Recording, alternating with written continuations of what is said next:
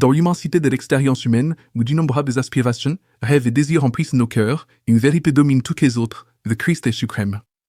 Il règne sur toute la création, sur chaque aspect de notre vie et sur chaque recoin de l'univers. Pourtant, dans un monde qui rivalise constamment pour capter notre attention, nous oublions souvent de reconnaître son utilité et sa valeur ultime. Ce sermon est une invitation à recentrer notre attention, à réorienter notre cœur et à redécouvrir ce que signifie vivre avec le Christ au centre de toute chose. La suprématie du Christ n'est pas seulement un concept théologique, c'est une réalité qui touche chaque aspect de notre vie. Que nous le reconnaissions ou non, Jésus-Christ occupe la position la plus élevée dans l'univers. Il est le Créateur, le soutien et le Rédempteur de toutes choses. Il est celui par qui et pour qui toute chose existe. Et lorsque nous acceptons cette vérité, tout change, nos priorités, nos relations, nos décisions et notre éternité. Ce chapitre est un appel à contempler la gloire du Christ, à s'émerveiller de sa majesté et à soumettre nos vies à sa seigneurie. Ensemble, nous explorerons la suprématie du Christ dans la création, la rédemption et notre quotidien. Et ce faisant, puissions-nous éveiller nos cœurs à l'adoration, transformer nos vies par sa grâce et élever nos voix à proclamer sa grandeur au monde. 1. La suprématie du Christ dans la création. L'histoire de la suprématie du Christ commence à la fondation même de l'univers. Colossiens 1, 16-17 déclare, « Car en lui ont été créées toutes choses, dans les cieux et sur la terre, les visibles et les invisibles, trône, dignité, domination, autorité. Tout a été créé par lui et pour lui. Il est avant toutes choses, et toutes choses subsistent en lui. » Ces versets ne laissent aucun doute sur le rôle du Christ dans la création. Il n'est pas seulement une partie de la création, il est le Créateur. Tout ce qui existe, des vastes galaxies aux plus infimes particules, a été fait par lui et pour lui. Cela signifie que l'univers entier existe pour manifester sa gloire. La beauté d'un lever de soleil, la complexité d'un flocon de neige, la majesté des montagnes, tout cela témoigne de la grandeur du Christ. Mais la suprématie du Christ dans la création ne se limite pas à la création du monde. Il le soutient également. Hébreux 9.3 nous dit que le Christ soutient l'univers par sa parole puissante. Chaque respiration, chaque battement de cœur, chaque instant de notre existence témoigne de sa puissance inébranlable. Sans lui, l'univers cesserait d'exister. Lorsque nous saisissons cette vérité, elle nous rend humbles. Nous réalisons que notre vie ne se résume pas à nous-mêmes. Nous ne sommes pas le centre de l'univers, mais Christ. Notre but n'est pas de rechercher notre propre gloire, mais de refléter la sienne. Comme le déclare le psalmiste dans le psaume 19 vers les cieux racontent la gloire de Dieu et l'étendue céleste proclame l'œuvre de ses mains. Chaque aspect de la création nous conduit vers le Christ et nous appelle à l'adorer. 2. La suprématie du Christ dans la rédemption. Si la suprématie du Christ dans la création révèle sa puissance, sa suprématie dans la rédemption révèle son amour.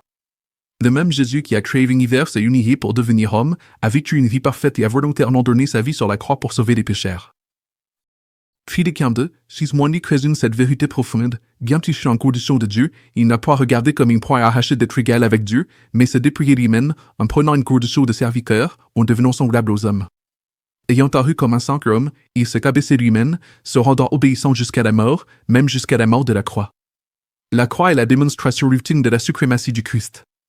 C'est le lieu où sa justice et sa miséricorde se rencontrent. Agneau de Dieu sans péché, il a porté le châtiment de nos péchés, apaisant la colère de Dieu et obtenant notre pardon.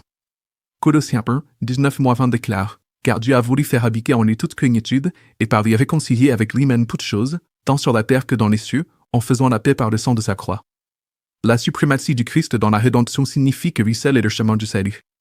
Jésus lui-même a proclamé dans Jean 14, 6, « Je suis le chemin, la vérité et la vie. Nul ne vient en terre que par moi. » Aucune bonne œuvre, aucun rituel religieux, aucun effort humain ne peut nous sauver. Seul le Christ le peut. Sa mort et sa résurrection suffisent à nous purifier du péché, à nous réconcilier avec Dieu et à nous donner la vie éternelle. Cette vérité exige une réponse. Avez-vous reconnu le Christ comme votre sauveur? Lui avez-vous donné votre vie? La croix n'est pas seulement un événement historique, c'est une invitation personnelle. Jésus vous appelle à vous repentir de vos péchés, à croire en son œuvre achevée et à le suivre comme Seigneur. Aujourd'hui est le jour du salut. N'attendez plus. 3. La suprématie du Christ dans notre vie quotidienne. La suprématie du Christ n'est pas seulement une vérité théologique à admirer, c'est une réalité à vivre. Si Christ est suprême sur toute chose, alors il doit être dans notre vie quotidienne. Cela signifie que chaque décision, chaque relation, chaque objectif doit être soumis à sa seigneurie. Dans Matthieu 22h37, Jésus commande, « Tu aimeras le Seigneur, ton Dieu, de tout ton cœur, de toute ton âme et de toute ta pensée. » Telle est l'essence de la vie sous la suprématie du Christ. C'est une vie entièrement consacrée à lui, où il n'est pas seulement une partie de nos vies, mais le centre de toutes nos actions. Vivre sous la suprématie du Christ, c'est rechercher d'abord son royaume, Matthieu 6h33. C'est donner la priorité à sa parole et à la prière, cultiver un cœur d'adoration et vivre dans l'obéissance à ses commandements. C'est d'y abandonner nos projets, nos rêves et nos désirs, confiant que ses voies sont plus élevées que les nôtres, Ésaïe 55, humour 9. Mais c'est aussi vivre comme ses ambassadeurs dans le monde. 2 Corinthiens 5h22 car nous sommes donc les ambassadeurs de Christ et Dieu exhorte par nous.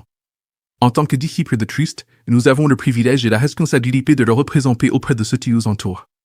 Cela implique de partager l'Évangile, de servir les autres et de vivre d'une manière qui reflète son caractère. 4. Un appel à l'abandon et à l'adoration. La suprématie de Christ en toute chose est à la fois un réconfort et un défi. C'est un réconfort car cela nous rappelle que nous ne sommes pas maîtres de tout, mais que Christ l'est.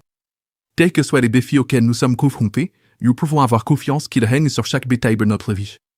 Mais c'est aussi un défi car cela nous appelle à tout y abandonner.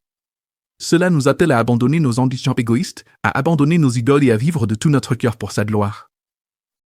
Alors que nous clôturons ce chapitre, je vous invite à répondre à la suprématie du Christ. Si vous ne l'avez jamais reconnu comme votre sauveur, c'est aujourd'hui le moment de le faire. Confessez vos péchés, croyez en son œuvre accomplie sur la croix et recevez le don de la vie éternelle. Il vous attend les bras ouverts. Pour ceux qui connaissent déjà le Christ, c'est un appel à un abandon plus profond. Demandez-vous, Christ est-il vraiment suprême dans tous les domaines de ma vie? Y a-t-il des domaines dans lesquels je me retiens, ou je résiste à sa seigneurie? Exposez-les-lui aujourd'hui. Soumettez votre cœur, votre esprit, votre volonté et votre vie à celui qui est digne de tout. Enfin, adorons-le. Joignons-nous au cœur céleste d'Apocalypse 5h12, proclamant « L'agneau qui a été immolé est digne de recevoir la puissance, la richesse, la sagesse, la force, l'honneur, la gloire et la louange. » Que nos vies, chacune de nos pensées, de nos paroles et de nos actions proclament la suprématie du Christ en toutes choses. À lui soit la gloire pour les siècles des siècles. Amen. Question de réflexion.